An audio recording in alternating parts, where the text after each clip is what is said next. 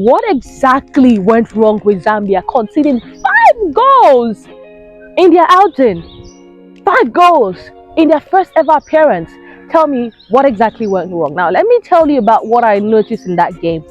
Zambia had some inferiority complex, if I could put it that way, because Zambia going into that game, the first minutes, I just felt like their own, what Bruce Marpe had planned was let us defend and we'll see what we can do in the later part of the game. Because I want to tell you something, Japan took charge of that game and they were superior from start to finish. Even after scoring 4 goals, Japan was still looking for more goals. It felt like they were hungry for goals. And this team is a very young team. No player is above 30 in that squad.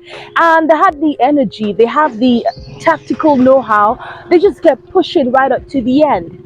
Zambia on her part just wanted to defend.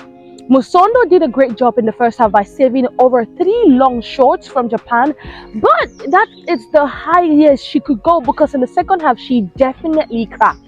I tweeted on Twitter that I really do not want this. The way I'm seeing it, this team is going to crack.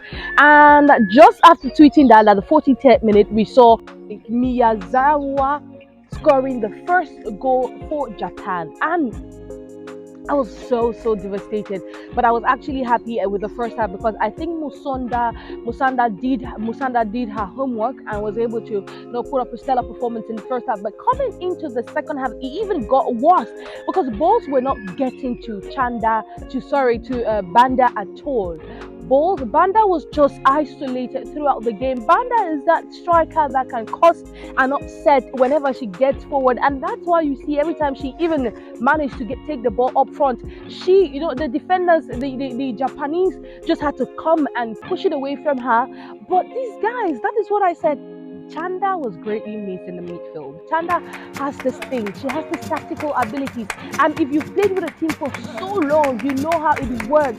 Because we saw it, Rachel Kundanagi was no longer doing the offensive, but dropping back to come and defend. And they did not defend that. I mean, where should I start pointing it? The strength we know Zambia for, the tacticality we know Zambia for, literally crashed because Japan was the better side. And another part that didn't really work for Zambia is I felt like Bruce Marpe was defeated.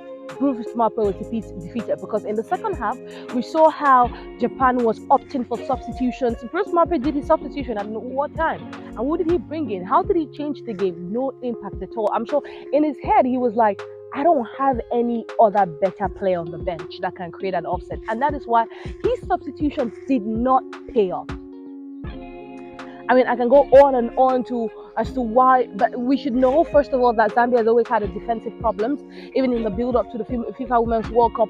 All their friendlies have conceded a goal, even against Japan or Germany that they won 3-2. They conceded 2 goals after scoring two goals, but they were up and they conceded again. So it's so normal for Zambia to have a lacky defense, but seeing that produced even at the FIFA Women's World Cup is definitely heartbreaking. What do you think about the Zambia's performance? Should they have done better? Against Spain. Spain is their next game. They'll be playing Spain. I know that. Spain literally defeated Costa Rica 3-0.